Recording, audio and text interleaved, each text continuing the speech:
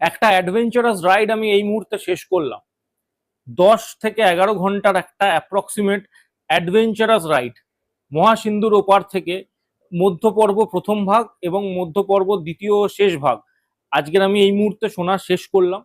এবং মানে ইমিডিয়েট বেসিসে ভিডিওটা বানাতে বসেছি, তার কারণ এমন মানে একটা অ্যাডভেঞ্চারাস রাইড আমি করেছি।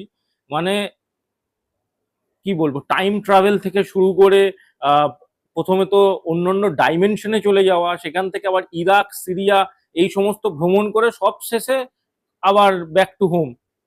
এই জিনিসটা পুরোটা একটা সার্কেলটাকে এমন ভাবে মানে বানিয়েছে, সত্যি কথা বলছি, মানে অ্যাডভেঞ্চার, থ্রিল, এই সমস্ত কিছু মিলিয়ে এই পর্বটা একেবারে জমজমাট হয়ে গেছে। এবং আমি বলতে পারি একটা কাইন্ড অফ কাইন্ড অফ মানে হিস্টোরিক্যাল একটা নোভেল তৈরি হয়েছে এই মহাসিন্ধুর ওপার থেকে। যখন আমি নিকষ ছায়া শুনেছিলাম সৌভিক চক্রবর্তীর লেখা, সেই সময় কিন্তু এক্সপেক্ট করিনি যে নিকষ ছায়ার পরবর্তীতে এই গল্পটার রেঞ্জ এতটা বড় হবে।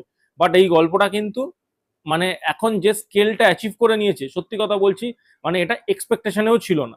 তো আজ আমরা রিভিউ করব, স্পয়লার ফ্রি রিভিউ, সৌভিক চক্রবর্তীর লেখা মহাসিন্ধুর ওপার থেকে অডিও ভার্সন, যেটা গল্প মীরের ঠেক বা মীর আফসার আলীর চ্যানেলে এসছে।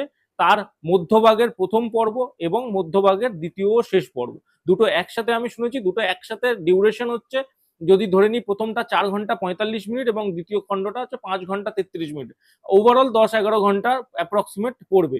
তো দুটো মিলিয়ে শুনে আমার কেমন লাগলো, তো প্রথমে যদি আমি ওয়ান লাইনে বলি, আমার এক প্রকার দুর্দান্ত লেগেছে। তবে আদি পর্বর সাথে যদি আমি কম্পারিজন করি, তাহলে কিন্তু আমি বলবো একটু মান ডিপ করেছে যদি আমি আদি পর্বর সাথে কম্পারিজন করি। কারণ আদি পর্বটা যেটা লিখেছিল সৌভিক চক্রবর্তী, একদম টেরিফিক লিখেছিল। মানে ওই রকমের টেনশন বিল্ড আপ, মানে দুর্দান্ত ছিল। মানে একটা ভয়, থ্রিল সবকিছু একসাথে কাজ করছিল, সাসপেন্স। বাট এখানে গিয়ে অনেক বেশি অ্যাডভেঞ্চারাস হয়ে গেছে বিষয়টা, অনেক কিছু এক্সপ্লোর করার চেষ্টা করেছে। যদিও সৌভিক চক্রবর্তীর যেটা সবচেয়ে বড় পজিটিভ পয়েন্ট, সেটা হলো সে কিন্তু ডিটেলিং এর উপর জোর দেয়। সে এটা দেখে না যে গল্পটা কত বড় হচ্ছে, গল্পটা বড় হলেও তার ডিটেলিং এত স্ট্রং থাকে যে আমাদের সেটা শুনতে খুব ভালো লাগে, কখনো অগোছালো বা আদা খেজরা জিনিসটা মনে হয় না।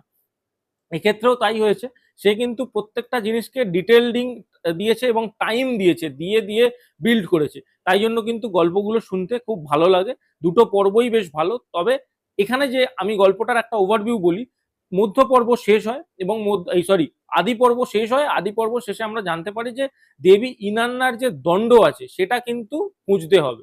এবার টাইগ্রেস নদী আর ইউফ্রেটিস নদীর সমতলে যে প্রাচীন সুমেরীয় সভ্যতা গড়ে উঠেছে, তাদের দেবী ইনান্না, সেই জায়গাটা এখন এই মুহূর্তে কোথায় আছে সেটা একটা যদি আমরা আন্দাজ করি যে ইরাক, ইরান, সিরিয়া এই সমস্ত জায়গা যেখানে অবস্থিত, সেই সমস্ত জায়গায় কোথাও আমরা ওই দণ্ডটা পেতে পারি। এইরকম একটা থট প্রসেস আমাদের ছিল। তো যখন মধ্য পর্ব প্রথম ভাগ শুরু হয়, সেখানে কিন্তু আমরা একটা টাইম ট্রাভেল দেখতে পাই। Time travel in the sense কেউ টাইম ট্রাভেল করছে না, আমরা একটা ব্যাক স্টোরি দেখতে পাই। ব্যাক স্টোরিটা কিসের? ব্যাক স্টোরি হচ্ছে হালাগু খাঁ, বা যাকে এখানে বলা হয়েছে হালাকু খাঁ, মানে চেঙ্গিস খানের নাতি। সে বাগদাদ আক্রমণ করতে গেছে, সেই টাইমের একটা ঘটনা, যে সেটাকে ফিকশনাইজ করে করা হয়েছে। এবার যেটা খুব ইন্টারেস্টিং লেগেছে, এখানে গিয়াসউদ্দিন বলে একজনকে, গিয়াসউদ্দিন আলতুসি বলে একজনকে রাখা হয়েছে, যে সেই সময়কার দার্শনিক ছিল। এবং তাকে দেখানো হয়েছে সে বাইতুল হিকমাটা অ্যাকচুয়ালি তৈরি করেছিল এবং সে কাইন্ড অফ হালাকু খায়ের বিরোধিতা করেছিল এবং হালাকু খাকে মারার জন্য তারই ভূমিকা অন্যতম ছিল। কিন্তু যদি আমি এবার রিসার্চ করেছি, তো রিসার্চে যেটা আমি যতটা ধরেছি, এটা আমি ভুলও হতে পারি সম্পূর্ণ, যে গিয়াসউদ্দিন আলতুসি যেটা বলছে সেটা আমার সম্ভবত নাসিরুদ্দিন আলতুসির থেকেই ইন্সপিরেশন নিয়ে ক্যারেক্টারটা লেখা। তো সে কিন্তু কোথাও আমি যেগুলো ঘেঁটে পাইনি যে বাইতুল হিকমা বানিয়েছিল বা হালাকু খায়ের বিরোধিতা ছিল, বরং সে হালাকু খাকে অনেক সাহায্য করেছে এরকম আমি প্রমাণ পেয়েছি। বাট এই যেহেতু লেখক একটা ঐতিহাসিক মানে ইভেন্টকে একটা ফিকশনাইজ করে লিখেছে, এই জিনিসটা আমার খুব ভালো লেগেছে। বিশেষ করে গল্পটা যখন পাস্টে ট্রাভেল করে, সেই সময় কিন্তু আমরা মানে গল্পটা এমন ভাবে লিখেছে নন লিনিয়ার ওয়েতে, যে কখনো আমরা ওই সময়ের ঘটনা শুনছি, কখনো আবার আমরা পাস্টে চলে, এই প্রেজেন্টে চলে আসছি, আবার কখনো অন্য জায়গায় চলে যাচ্ছি। এবার মধ্য পর্বটা যখন শুরু হয়, মধ্য পর্ব প্রথম ভাগ, এই যে গল্পটা আমরা এতক্ষণ শুনে আসছিলাম, এই গল্পটা অনেকগুলো ব্রাঞ্চে ডিভাইড হয়ে যায়।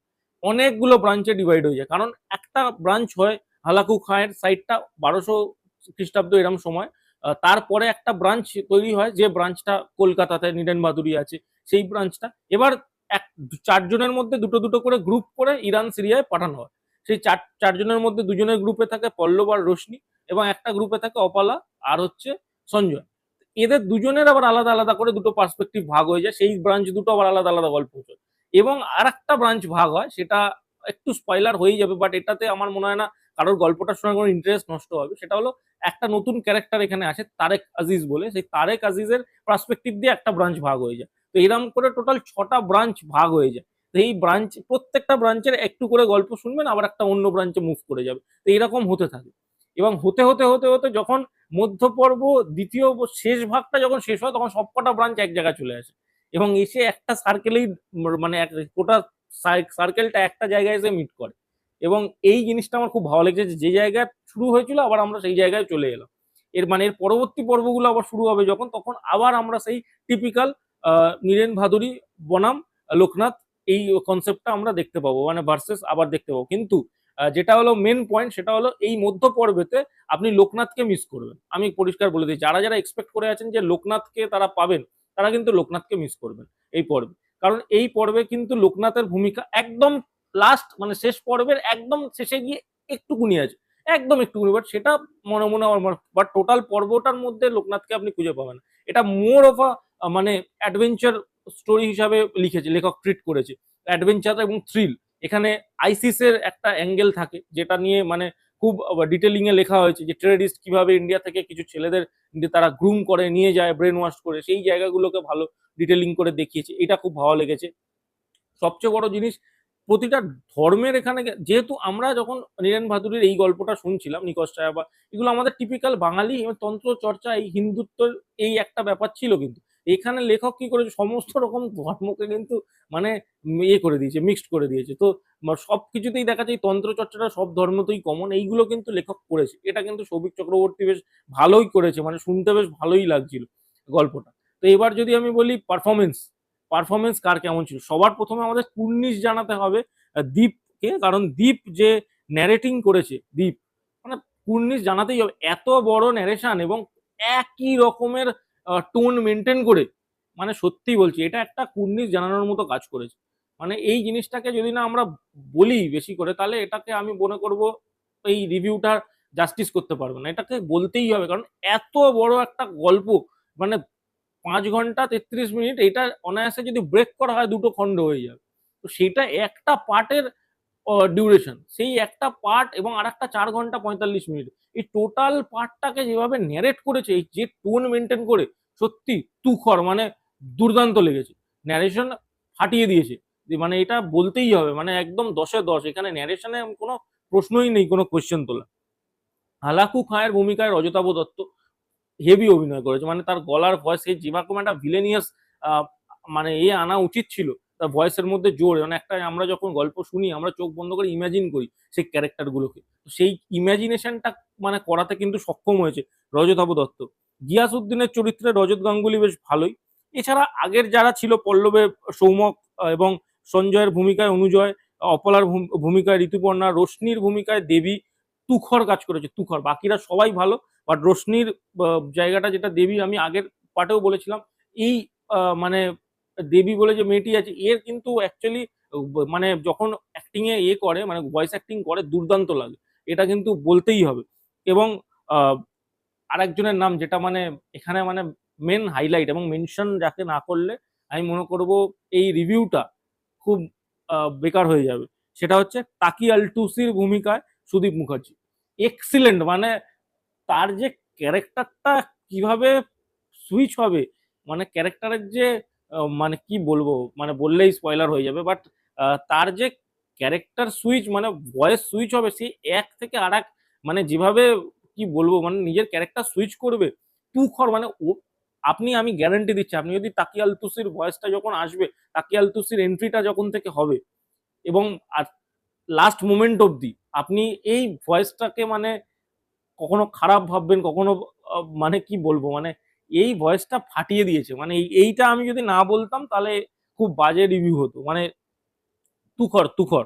এছাড়া আরো আর যার নামটা বলতেই হবে, সেটা হচ্ছে যে সরি আমি দেখতে পাচ্ছি না এখানে, আমার মনে হয় যে আপনার তারেক আজিজের ক্যারেক্টারটা প্লে করেছিল, তারেক আজিজের ক্যারেক্টারটা যে প্লে করেছে তার নামটা আমি এখানে পাচ্ছি না। তো সেই আমার লেখা ছিল, বাট হয়তো যে এই এত চক করে আমার মনে হচ্ছে হারিয়ে গেছে।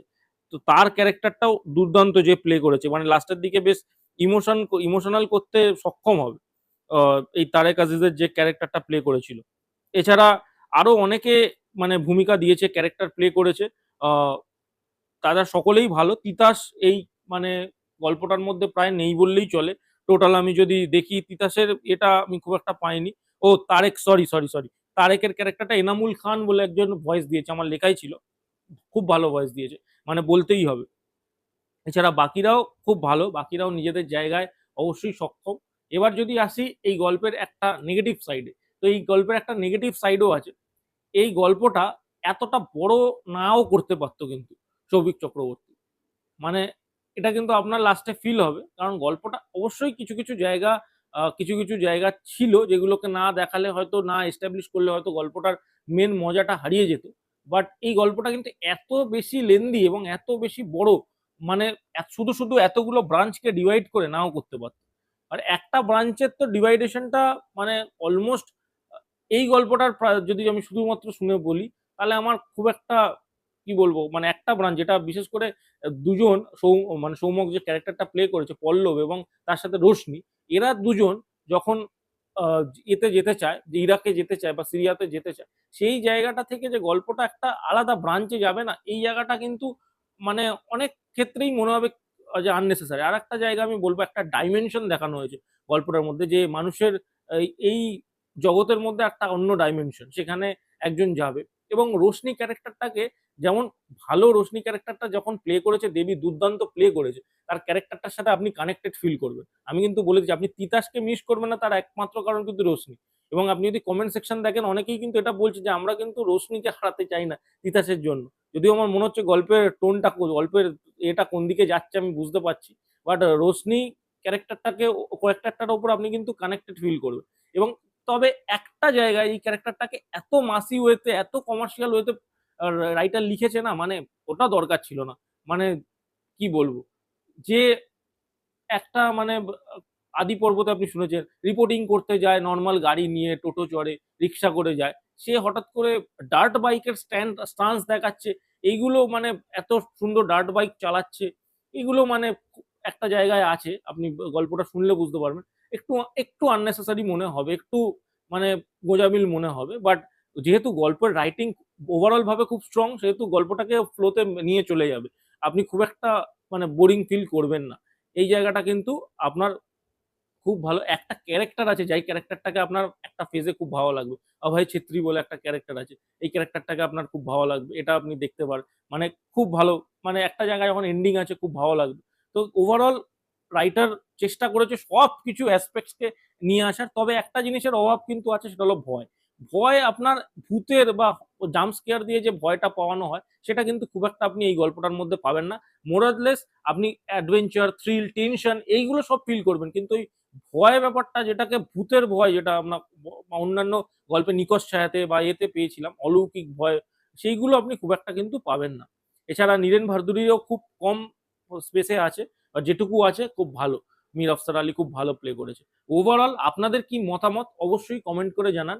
ভিডিওটা ভালো লেগে থাকলে কিন্তু ভিডিওটা ডেফিনেটলি লাইক করে দিন, শেয়ার করে দিন, এবং চ্যানেলে নতুন হয়ে থাকলে কিন্তু চ্যানেলটাকে সাবস্ক্রাইব করে দিয়ে যেতে ভুলবেন না। এই বলে আমি ভিডিওটা শেষ করছি। ধন্যবাদ।